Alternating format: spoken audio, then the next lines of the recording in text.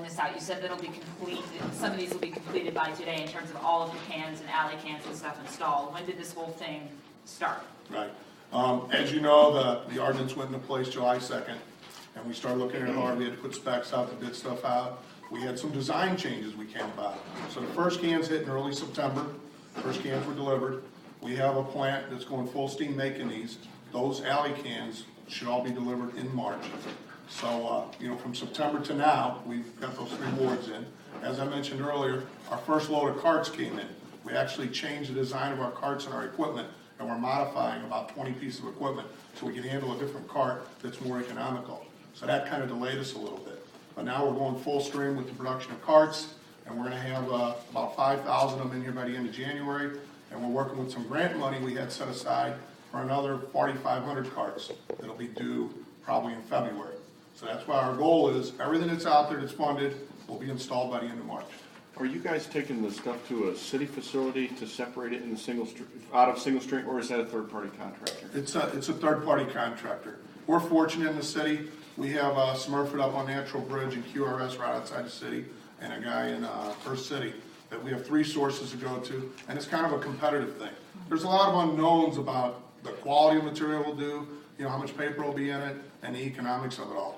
So right now, as we're just building up, we're going out and we're letting everybody see what we got. We're getting a little value from it, and we'll have a contract out probably in 6 months of what we're going to do with it for a longer term. Todd, will the same refuse trucks pick up, when they pick up the regular garbage, will it be the same group? That's a great question, because nothing would make anybody matter if they saw that truck come down and they think it's going to the landfill. So we've made up stickers to put on the doors to identify those same trucks as recycling. We're looking at other avenues to better identify it. Previously, with the drop-off sites, we would just have a placard in the window. Now we're putting something on the doors. So it is the same truck, but we're trying to identify that that is the blue stuff and we are recycling it. None of that stuff is going to go to the landfill. How are you guys doing in terms of getting in revenue from the trash bills? Are people paying it, or are they just sort of saying, we can't afford it right now with the economy, we're going to go to other stuff? How's the funding coming in? Well, that's actually handled by the Collector of Revenue, Greg Daly, and I've heard some fairly good news, but I don't have any facts or definitive answers on that. It's not bad. I know they're coming, I understand they're coming close, but a little bit short of what the projections were in terms of the collecting revenue. If you guys don't end up having the funding necessary to completely implement this program, what's sort of the backup plan to make sure that all the wards that want service can get service? Well, we have, each ward received about $100,000 out of this current budget year, and it was up to the individual ward to define the magnitude of implementation. So some wards stepped up and used capital money, and they may have funded up to $200,000 worth of implementation. So, like I said, we're up to 19 wards have this thing done. There's only 7 or 8 left, and there's actually part of their 100,000 is there to do it. Next year we're gonna have capital money again. Next year we're hoping that the budget will have this recycling money. It's part of the trash thing, and we will be able to go forward with this. I don't see it as an issue. This recycling is gonna happen. It's, as I mentioned, we're gonna save this $34 a ton from not putting it in a landfill, and we may have a benefit of actually making money on this single stream. So it's gonna control itself, it's gonna drive itself. It's gonna be driven to put more blue cans out there than brown ones. I was quoted this 6 months ago as saying recycling is a disease. It spreads. People want it, it happens, people do it. I've seen it in my house. You heard a president and the mayor say that. Once you start it, you find more and more stuff that you can put in that can and not put in a landfill. Yeah, I will say that the thing about recycling, it does really grow on you. The more you do it, the more you identify ways to do it better. And I know, well, I'll be at a friend's house that doesn't recycle. I'm drinking out of a can or a bottle, and I'm like, what do I do this? Where do I throw this? Well, you throw it in a trash can. You start feeling guilty about taking something that's recyclable and putting it in a can that's, is going to go somewhere and ultimately end up in a landfill. So it does grow on you.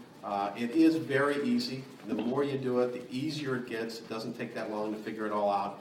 But I can tell you, I'm very proud of the program. I'm glad that we're finally doing this. This is something I wanted to see, and a lot of other people have wanted to see for a long time. And thanks to everybody that's here, and a lot of others working with us, the aldermen. This is a reality for the city of St. Louis, and I think something that's going to make us a cleaner and greener city.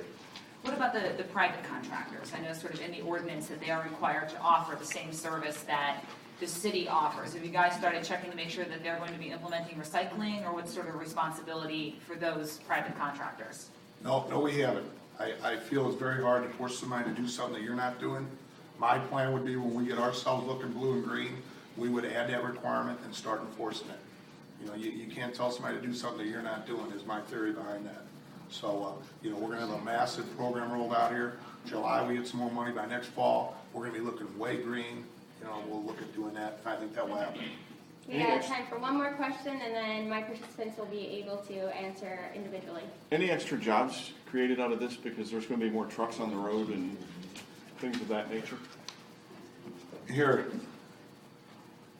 recycling creates 10 jobs for everyone in a landfill. That's the deal. Okay, they're not jobs in the city, but they're jobs in the area to take this single stream, separate it, and turn it back into a product. That's the big kicker. I want to make sure I stated that fact right. Yeah, and there's currently approximately 16,000 individuals that are employed because of recycling regionally at over 1,500 sites. So, you know, we expect to see even more jobs created through recycling opposed to just, you know, sending this stuff to the landfill and letting it decay there. Okay, thank you so much. Hold on. Okay. At Kings Highway and St. Louis Avenue, I saw one of the drop-off sites, and the 3 cans are facing Kings Highway. So someone has to stop in a travel lane, stand in the street to feed stuff into the slot. How does that work? That doesn't sound good. That's the first I heard of that. A lot of these sites have gone in the last 30 days or so.